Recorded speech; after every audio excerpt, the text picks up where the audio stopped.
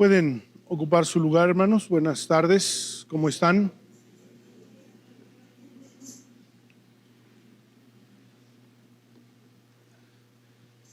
Hemos tenido 2 semanas muy interesantes. Esta que viene es la tercera. Los jóvenes van a Puebla a una cruzada evangelística y una escuela bíblica de vacaciones, encabezados por Martita. Y quiero reflexionar sobre lo que es el trabajo en la iglesia, lo que significa y lo que representa el esfuerzo que hacen muchos hermanos en la iglesia. Es muy bonito. Digamos, hace 8 días tuvimos un cierre muy bonito de la escuela bíblica de vacaciones. Esta semana, el día de ayer, concluyó el campamento infantil y de adolescentes y lo que vendrá esta semana. Pero representa, además del gran esfuerzo y trabajo de muchos hermanos, me preguntaban a mí que cómo estaba, si estaba cansado. Le dije, no, yo no estoy cansado. Realmente quienes llevaron el trabajo pues son los que deben de estar cansados, muy cansados. Estuve en el campamento de niños el viernes y pues sí, es un trabajo muy arduo,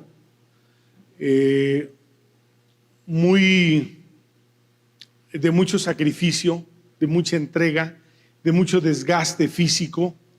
Ese es el trabajo como se hace en la iglesia. Y sin embargo, y no aludiendo nada personal, sí me gustaría tomar ocasión para hablar del carácter y para hablar de aquellos temas que nos desafían cuando empezamos a trabajar o cuando dirigimos algún programa de la iglesia. Estaba fijándome, sin soltar a David, en lo que dice el capítulo 7 del segundo libro de Samuel. En el capítulo 7 del segundo libro de Samuel, Dios manda a Natán. 3 veces mandó a Natán con David, aunque Natán era amigo de David. Y manda a Natán a que le manifieste el pacto que Dios quiso hacer con David. Observemos con mucho detalle esto. Cuando Dios hace el pacto con David en el capítulo 7, en el segundo libro de Samuel, años más tarde, pocos años más tarde, vendría el gran pecado de David. Dios no se equivoca al pactar con David. La Biblia dice que Él conoce nuestra vida perfectamente. En el Salmo 139 dice, mi embrión vieron tus ojos y en tu libro estaban escritas todas las cosas que después fueron, sin faltar una sola de ellas. Yo pregunto, cuando Dios pactó con David, ¿Dios no sabía que David iba a pecar? ¿No sabía? Sí sabía. Y quiso pactar con David, no a causa de su pecado, sino entendiendo la humanidad de David y también entendiendo que David se volvería a Dios. Y entonces va Natán y pacta y le dice cuál es el pacto que Dios tiene con él. No solamente le habla de él, sino le habla de su casa y de su descendencia hasta Jesús, porque lo hizo parte de la casa de Jesús humanamente. Se decía de Jesús, Jesús hijo de David, porque era de su descendencia. Imagínense, dentro de 8 días yo quiero hablar cuánto amó Dios a David. Cuánto amó Dios a David. Es conmovedor la forma en la que Dios amó a David. Y entonces pacta con él y le dice Dios, a Natán. Ahora pues dirás a mi siervo David, así ha dicho Jehová de los ejércitos. Yo te tomé, este es el pasaje clave, yo te tomé del redil detrás de las ovejas para que fueses príncipe sobre mi pueblo, sobre Israel. Ese es el pasaje que voy a tomar. Pero sigue diciendo, yo te tomé para que fueses príncipe sobre mi pueblo, sobre Israel, y he estado contigo en todo cuanto has andado. Y delante de ti he destruido a todos tus enemigos, y te he dado nombre grande, como el nombre de los grandes que hay en la tierra. Además, yo fijaré lugar para mi pueblo Israel y lo plantaré para que habite en su lugar. Y nunca más sea removido, ni los inicuos le aflijan más como al principio. Es una profecía de Israel que aún no se ha cumplido. Desde el día en que puse jueces sobre mi pueblo Israel, y a ti te daré descanso de todos tus enemigos. Asimismo Jehová te hace saber que Él te hará casa. Y cuando tus días sean cumplidos y duermas con tus padres, yo levantaré después de ti a uno de tu linaje, el cual procederá de tus entrañas, y afirmaré su reino. Él edificará casa a mi nombre, y yo afirmaré para siempre el trono de su reino. Yo le seré el padre y él me será hijo. Y si él hiciere mal, yo le castigaré con vara de hombres y con azote de hijos de hombres. Pero mi misericordia no se apartará de él, como la aparté de Saúl, el cual quité de delante de ti. Esta es una promesa y es un pacto. O sea, esto Dios lo iba a cumplir, pasara lo que pasara con David. ¿Por qué? Era la palabra empeñada de Dios. Un día David hace alusión a la palabra empeñada de Dios en el Salmo 23 y dice, por amor a su nombre. Es decir, él es fiel, él cumple, él no miente, porque ama la integridad de su nombre. Y entonces Dios iba a cumplir esto con David. Ahora, me capta mucho mi atención cuando le dice en el versículo 8, yo te tomé del redil de detrás de las ovejas para que fueses príncipe sobre mi pueblo, sobre Israel, y he estado contigo en todo cuanto has andado, y delante de ti he destruido a tus enemigos, y te hice un nombre grande, como el nombre de los grandes que hay en la tierra. ¿Qué palabra más formidable le dice Dios a David? Pero algo que me llama la atención, que me hace reflexionar mucho. Yo te escogí del redil de las ovejas para que fueras rey sobre mi pueblo. Ese proceso, ese tiempo, el tiempo en el que David era pastor de ovejas, y todo lo que Dios tuvo que hacer con David para convertirlo en rey sobre Israel. No fue fácil. El hombre, el ser humano, no es fácil. Nuestro carácter no es fácil. Nuestro temperamento no es fácil. Comúnmente es nuestro temperamento lo que nos estorba en la vida, lo que nos hace arrepentirnos muchas veces, y lo que nos hace sentirnos, nada nos hace sentirnos tan miserables como nuestro temperamento. Y David tenía su temperamento. Parecería que era un hombre quieto, tranquilo, parece que es un hombre apacible, parece, porque lo toma del redil de las ovejas. Pero vemos las tempestades de su carácter cuando trata de matar a Nabal, porque no le dio alimento. Y se enciende la ira de David y se dispone a matar a Nabal, sino que viene Abigail y lo contiene. O su temperamento, cuando él mismo se juzga a sí mismo y Natán le dice de aquel hombre que tenía una corderita, que aquel que era muy rico, y cuando le llegó una visita, agarró la corderita del hombre pobre y se enciende la ira de David. Especifica el pasaje y dice: el tal debe de morir y pagar con 4 tantos. Ahí está. ¿Qué tal el hombre apacible? ¿Qué tal el hombre apacible? O el hombre que manda matar a Urías porque tuvo relaciones con la esposa de Urías y quedó encinta y quería esconder el pecado, y decide sin ningún problema, y además le dice al mensajero: pues ahora la espada mata a unos ahora y otros después, que dile a Joab que no tenga pena por Urías. Ahí está el temperamento de David.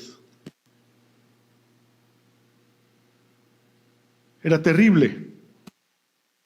Era que la misión de Dios en la vida de David, cuando le dice: yo te tomé del redil de las ovejas para hacerte rey sobre Israel, habla de un proceso de Dios en la vida de David.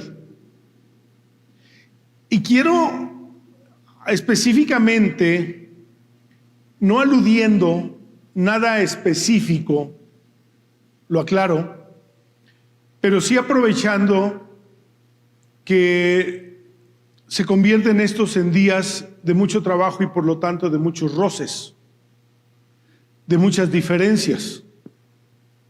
El trabajo es así. Podemos estar aquí sentados y nadie tiene problema con nadie, pero si los pongo a trabajar, va a aflorar el temperamento. Y el temperamento es autodestructivo y es destructivo. Destruye a otros y nos destruye a nosotros. Cuando alguna persona, después de una misión, de un trabajo, dice: pero ya no quiero volver a hacer esto, ya no quiero meterme en problemas, quiere decir que conoció el temperamento, el rigor del trabajo, y se sintió lastimado. Pero parecería que cuando nos sentimos lastimados, no es Dios el que tiene la intención de lastimar nuestros sentimientos, parecería. Pero ¿de qué manera Dios va a tratar con nuestro temperamento si no hace sentir lastimado nuestro temperamento? Y cuando Dios lastima nuestro temperamento para pulirlo, para perfeccionarlo, para esculpirlo, ¿qué creen? Usa otro temperamento. La Biblia dice: el hierro se afina con el hierro y el hombre con el hombre. Dios escoge a una persona que tiene que lastimar nuestro temperamento para que nuestro temperamento sea perfeccionado y afinado. Digamos, Dios escogió a Saúl para el temperamento de David. Y 16 años quedó pegado Saúl a David, donde David se sintió perseguido, donde David se sintió acosado, donde David sintió la muerte y donde David pensó que no sería rey sobre Israel, que no llegaría. Porque Dios escogió a Saúl para perfeccionar el temperamento de David.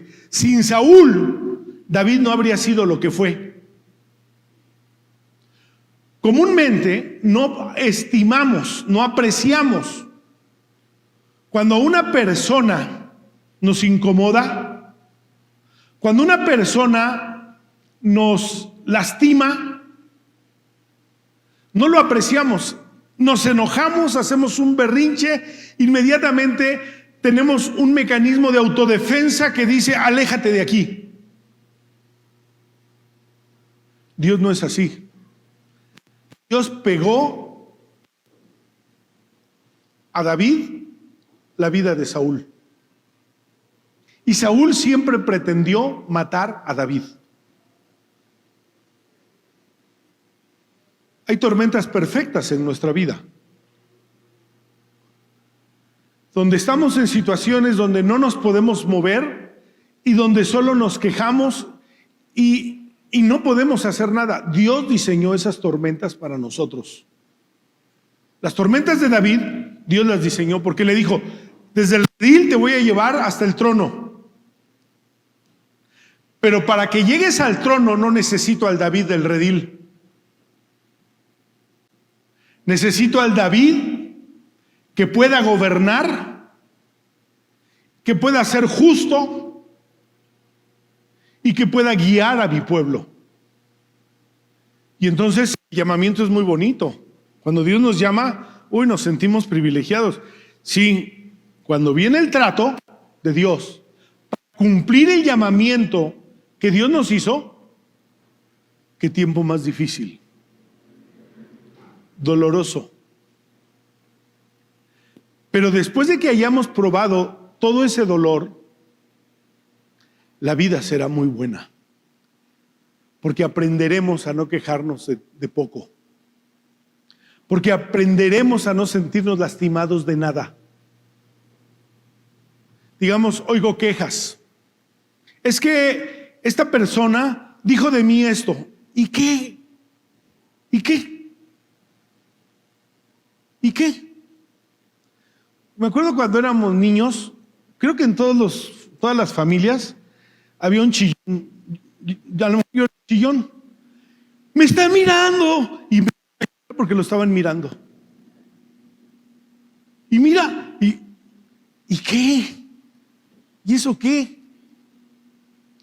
Creemos que somos tan divinos que nadie debe de decir nada contra nosotros, que nadie debe de quejarse. Les he dicho que una vez me quejé con mi papá y le dije, fíjate que, me dijo, ¿por qué estás tan inquieto? Y le dije, fíjate que estoy enojado. Y dice, ¿por qué? Porque fíjate que esta persona dijo esto de mí. Me vio mi papá y me dijo, oye, ¿te fue bien? Porque no te conoces y no hubiera dicho cosas peores de ti. ¿No es cierto? No nos conocen, nos quejamos porque nos dicen la 10ª parte de lo que somos, nos quejamos, lloramos, nos lamentamos, cuando realmente habría muchas cosas más que decir de nosotros. ¿Cómo es que sí necesitamos un trato de Dios en nuestra vida? Y le voy a decir algo, al más quejumbroso, Dios lo va a tratar más duramente. No sabemos trabajar en equipo. Dios tiene que enseñarnos a trabajar en equipo. Tiene que enseñarnos a no hacer nuestra voluntad. Tiene que enseñarnos a relacionarnos y a sufrir. Y la parte del sufrimiento es muy importante, porque no nos gusta sufrir y nos hace tanto bien sufrir para entender que la Biblia dice del sufrimiento de Jesús, por lo que padeció, aprendió la obediencia. ¿Se queja usted de alguien? ¿No le gusta lo que le hacen, lo que le dicen? Aprenda a crecer y aprenda a madurar en una relación incómoda. No todo es lo que el mundo dice. Aléjate de tus relaciones tóxicas. Pues si usted se aleja, Dios le va a poner otra allí. ¿Por qué? Dios tiene un propósito con usted. Pero es que este hermano es enojón y es berrinchudo y es, sí. ¿Se acuerdan ustedes de Jacob y de Labán? ¿Se acuerdan lo que era Jacob? Pero Jacob no sabía quién era él hasta que conoció a Labán. Y cuando Labán le hizo la vida de cuadritos, entonces Jacob entendió quién era él. ¿Cómo necesitamos que Dios trabaje con nuestro carácter? Para que Él cumpla el propósito de darnos o de llevarnos a donde Él quiere, a donde Él se ha propuesto. Nunca llegaremos a ningún lado si Dios no trabaja con nuestro carácter. Si Dios nos hace pasar por el sufrimiento, si no padecemos, si no tenemos que aprender a tolerar y aguantar, no vamos a llegar a ningún lado. Solo vamos a parecer personas delicaditas, que de todo se molestan. Algunas veces observé con interés la vida de María Félix. Era una basura. No le podían decir nada ni hacer nada porque hacía un escándalo impresionante. Nunca aprendió a tolerar nada. Qué terrible que nuestro paso por la vida no nos enseñe a crecer, a madurar, a relacionarnos correctamente. Siempre queremos relacionarnos con la gente que nos hace bien, con la gente que nos trata como a nosotros nos gusta. No, de ahí no vas a sacar nada, de ahí no vas a aprender nada. Vas a aprender de la gente que te trata como no te gusta. Vas a aprender de la gente que te va a hacer fuerte en tu carácter, que te va a dar fortaleza. Allí vas a aprender. Ahora, la Biblia, el apóstol Pablo desarrolla todo un tema para nosotros en el tema del hombre nuevo y el hombre viejo. Ahí el apóstol Pablo desarrolla todo un tema para nosotros y nos hace entender que el hombre viejo, es decir, el de la naturaleza de pecado, es hipersensible, es intolerante, es impaciente. Ayer tuve un accidente, fui a comprar algo de mandado y entonces se quedó una persona que venía enferma delante de mí, se sintió mal y se quedó parada y no permitía el paso. Y la persona que iba con ella ya estaba desesperada y no sabía qué hacer y volteé y me dice, perdóneme por favor, dice, pero esto no es intencional. Y yo me quedé pensando, realmente todos necesitamos aprender la paciencia y tolerar con paciencia, porque todos traemos prisa para nada, para nada. Pero ¿cómo nos hace falta tolerar con paciencia algo que nos detiene, que no nos permite avanzar? Y decir, puedo tolerar con paciencia esto, no pasa nada. No, traemos prisa, insultamos, empujamos, nos enojamos, nos incomodamos. Ahora, yo he visto en la iglesia, en este año, jóvenes muy brillantes. Yo he tenido un poco de paz respecto al relevo generacional pastoral. Para mí sería vergonzoso que yo me fuera y no hubiera quien en la iglesia, no hubiera quien tomar un lugar, porque no hubo escuela. Y he visto una generación de jóvenes muy interesante, muy brillantes, muy competentes en la enseñanza, en la predicación, en la dirección, en el liderazgo. He visto jóvenes muy competentes y me alegra mucho. Pero qué difícil es amalgamar a ese grupo de jóvenes y que el carácter de Cristo se manifieste en ellos y no ellos. Es muy común que en la gente se manifiesta nuestro temperamento y Cristo ni lo conocemos. Nos peleamos, insultamos y a Cristo ni lo conocemos. Eso es vergonzoso. En la iglesia tenemos gente que sirve, pero que no conoce a Cristo. Gente que está sirviendo, pero no conoce a Cristo. Eso no debe de suceder en la iglesia. Gente que no tiene ningún interés en la palabra, en la comunión, más que en lo que hace. Ya tomaremos acciones en este tiempo, hemos hablado con la diaconía de esto y vamos a tratar esos temas. Pero en la iglesia hay gente que no conoce a Cristo. En la iglesia hay gente que hace sus berrinches de su temperamento, pero no piensa en el Evangelio y en el cuerpo de Cristo. Qué peligroso, porque eso hace una bomba de tiempo. Y cuando eso estalla, genera cualquier cantidad de problemas. El apóstol Pablo, en Efesios 4, dice: desháganse de su vieja naturaleza pecaminosa, de su antigua manera de vivir que está corrompida por la sensualidad. Fíjense, apela a la palabra sensualidad, que viene de los sentimientos. Me hizo enojar,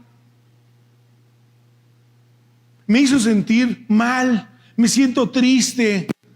Desháganse de la sensualidad, dice Pablo. Desháganse. ¿Por qué? Porque viven el Evangelio como si con el carácter del mundo. En cambio, dejen que el Espíritu les renueve los pensamientos y las actitudes. Hay problemas que llegamos a tener. Alguien nos trata mal. Alguien nos ofende. Y puede decir, en la renovación del Espíritu, puede decir, no pasa nada. No pasa nada. ¿Por qué? Porque no viven en la sensualidad, en sus sentimientos, viven en el conocimiento de la verdad. No le dan importancia a los problemas de chismes. Es que me dijo, es que me hizo, es que no hace las cosas como le digo, es que eso es el diablo, para que lo entiendan. Si usted hace algo así, eso es del diablo. Pero si usted entiende a quien le ofende, soporta, tolera, esa es la vida de Cristo. Esa es la vida de Cristo. Porque hablar del viejo hombre y del nuevo hombre necesita una gran atención a la palabra, y solo lo pueden entender quienes les gusta leer y meditar la palabra de Dios. La comprensión del Evangelio no solo necesita de la atención a la palabra, necesita comprender lo que es el Evangelio y necesita entender lo que es la fe. Atención, comprensión y entendimiento. Para entender lo que yo no debo de ser, lo que está mal en mí. No porque alguien se equivoca conmigo, yo también me voy a equivocar. Y comúnmente decimos, es que me hizo y por eso yo le dije, bueno, tú estás tratando de igual a igual, tú no eres mejor. Tú eres igual. ¿Para qué te quejas? Eres igual. Pero quien entiende la palabra, quien comprende el Evangelio y discierne la fe, no se engancha. Un desafío pastoral con un buen grupo de jóvenes será tratar su carácter y verlos aprobados en su carácter, no en su capacidad, ni en su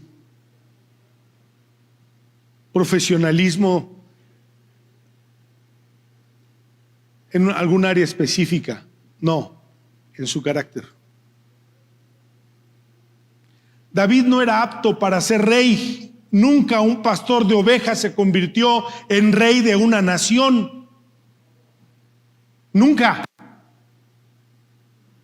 Pero Dios se propuso transformar el carácter de un pastor de ovejas para hacerlo rey sobre Israel. Dios tiene que proponerse, seguramente se ha propuesto, transformar el carácter de gente capaz y competente, pero que en su carácter no sirve para nada.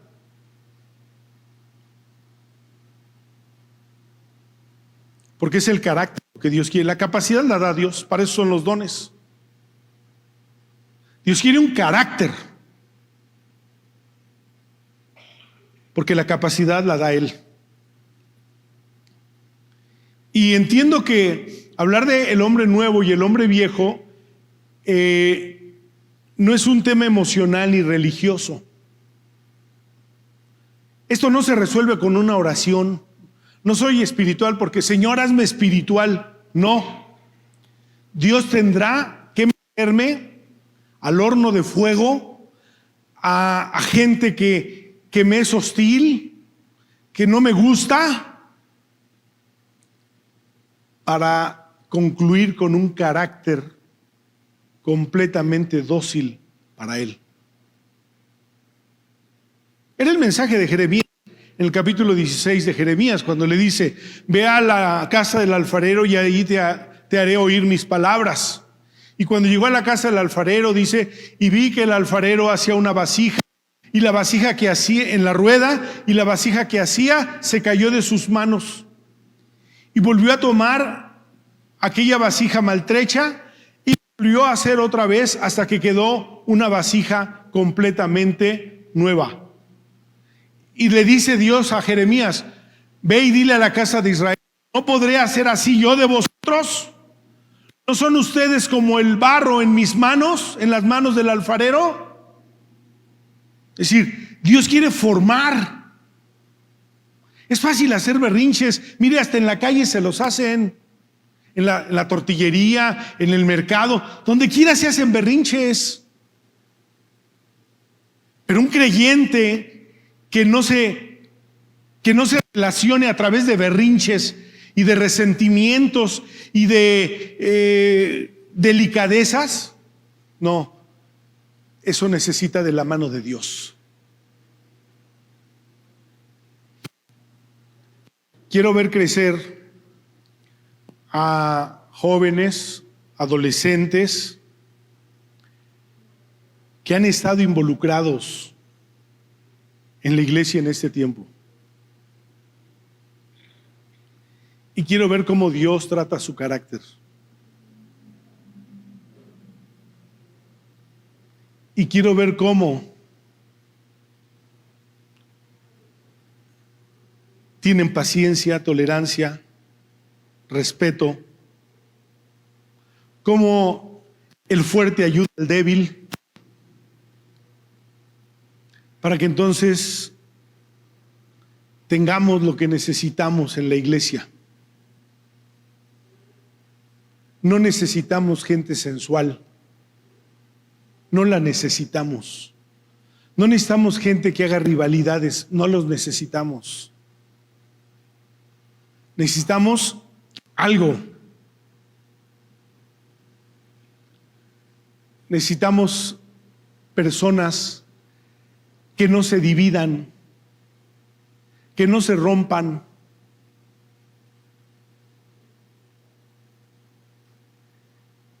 que no vivan para ellos, que no sean individualistas, que vivan en el cuerpo de Cristo, que ante un problema se mantengan unidos en el cuerpo. Porque esa es la expresión del hombre nuevo. El hombre nuevo vive en una unidad, nunca vive en un individualismo. El hombre nuevo vive en la unidad del cuerpo de Cristo, habita en el cuerpo de Cristo, convive en el cuerpo de Cristo, sirve en el cuerpo de Cristo, sufre al cuerpo de Cristo.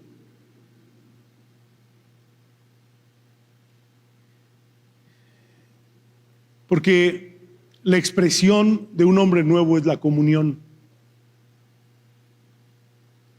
es la restauración, la reconciliación, la salud. Eso es un hombre nuevo.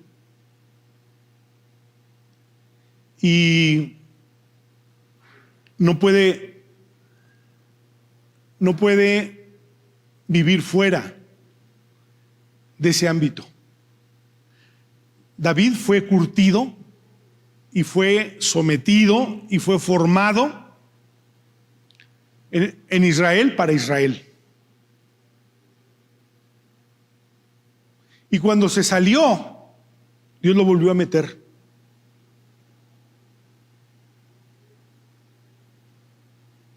Porque así Dios trabaja con nosotros.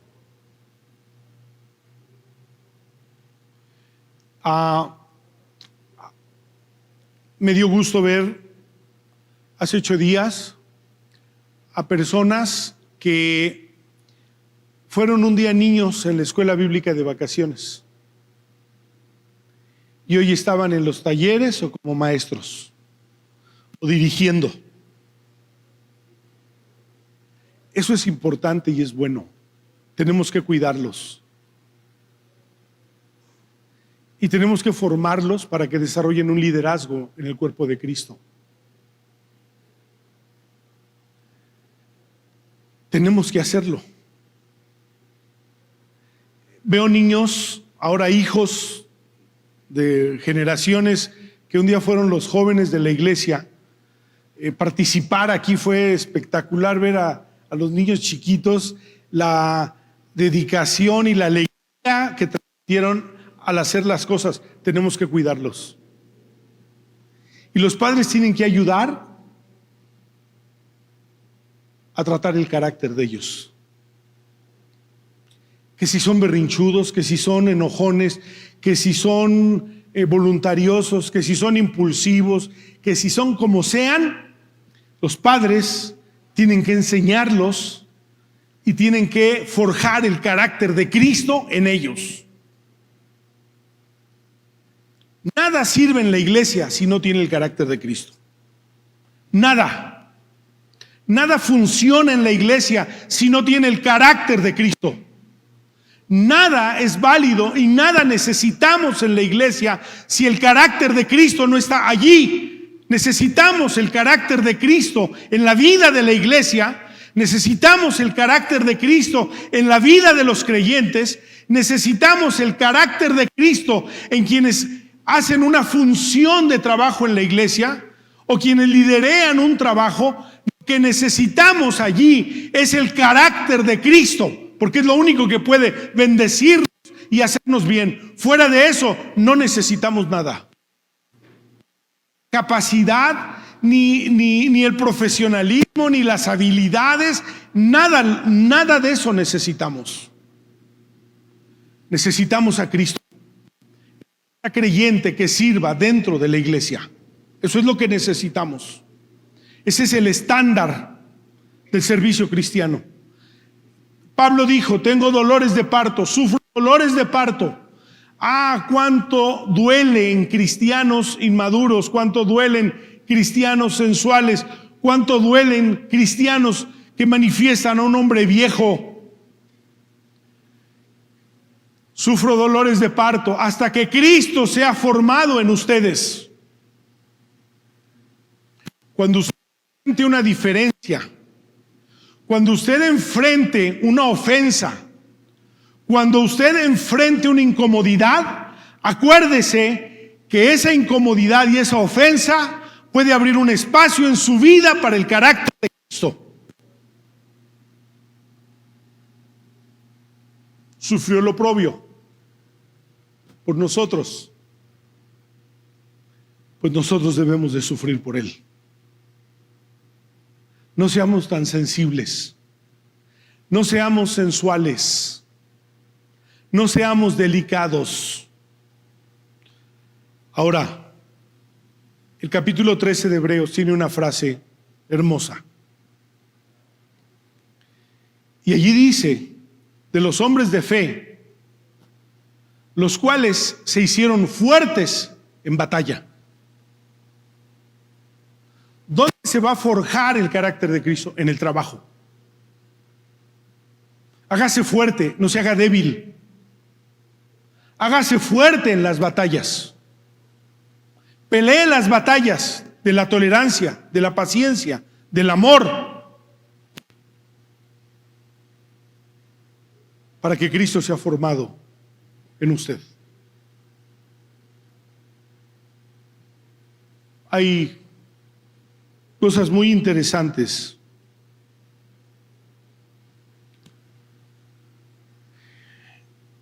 en un buen grupo de hermanos de la iglesia. Le doy gracias a Dios por eso. Pero dedíquense a hacerse fuertes. También hay gente delicadita. No, yo ya no voy por eso. No, yo ya no me meto con esto. Yo ya no voy aquí, yo ya no voy allá. Sí, se va a hacer débil y cualquier problemita lo va a terminar por acabar. Hágase fuerte.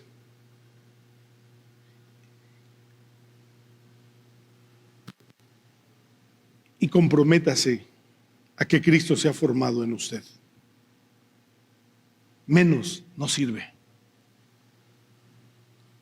Menos. Porque Dios quiere que crezcamos. Y Dios quiere que seamos útiles. Que no seamos gente que lastima. Que seamos gente que soporta y que sabe pelear. Sé fiel hasta la muerte y yo te daré la corona de la vida. A pesar de todo, a pesar de su pecado, David volvió al camino. Y Dios cumplió cada palabra que le prometió a través del profeta Natán. Desde el redil de las ovejas hasta el palacio. Porque le dijo y le aseguró que es a lo que nosotros le tenemos miedo. Porque yo voy a estar contigo en todo cuanto hagas. Y delante de ti voy a destruir a todos tus enemigos. Si alguien te quiere hacer daño, deja que Dios lo destruya. Porque si Dios no lo destruye, Dios quiere que ese te haga fuerte. ¿Lo entiende? Estoy seguro que Dios me ha evitado a mucha gente. Pero me ha puesto a muchos otros para hacerme fuerte. Y no tengo por qué quejarme. Seamos fuertes y que Dios fortalezca el carácter y que nuestro temperamento manifieste a Cristo, no a nosotros. Cierre sus ojos.